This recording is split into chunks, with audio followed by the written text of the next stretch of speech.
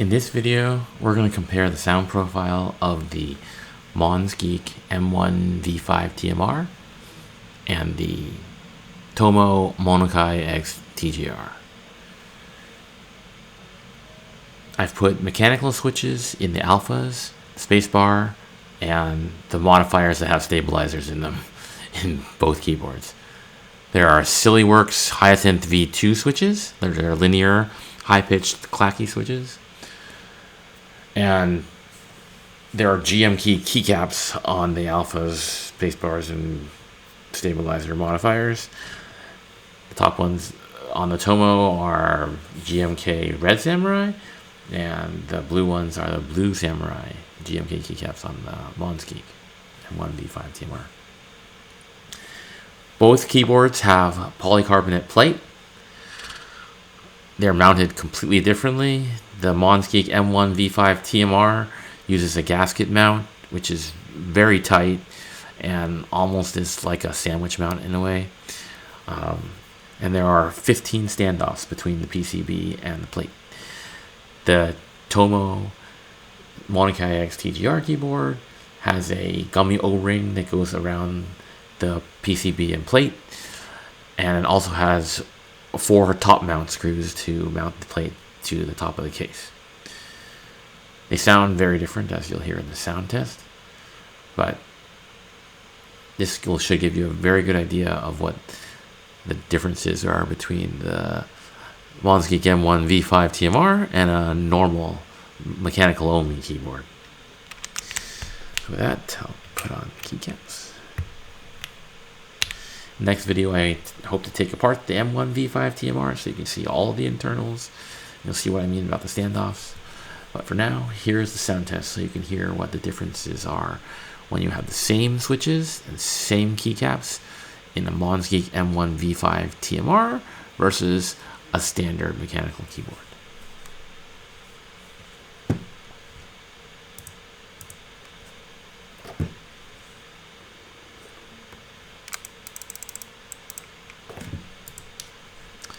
So here's the Monsgeek M1 V5 TMR sound test.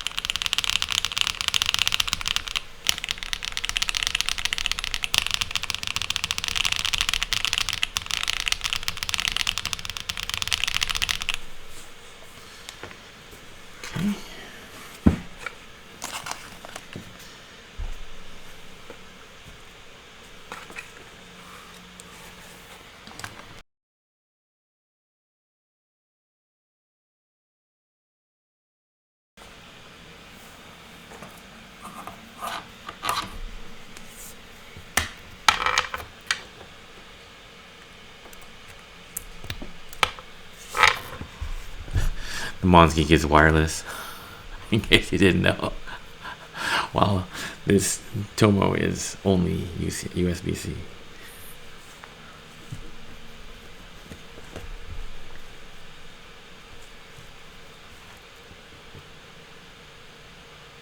So here's the Tomo sound test.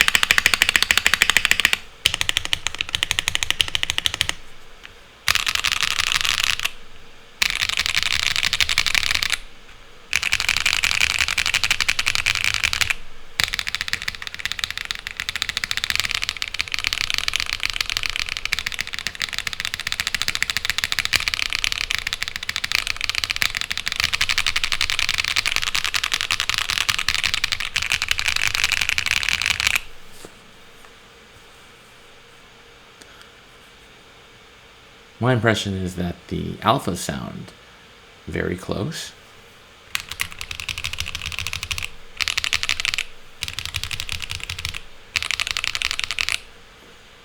But the standard mechanical keyboard, the Tomo, is much more resonant. The keyboard's also, or the spacebar, is also a lot louder. But anyway, that's sound test.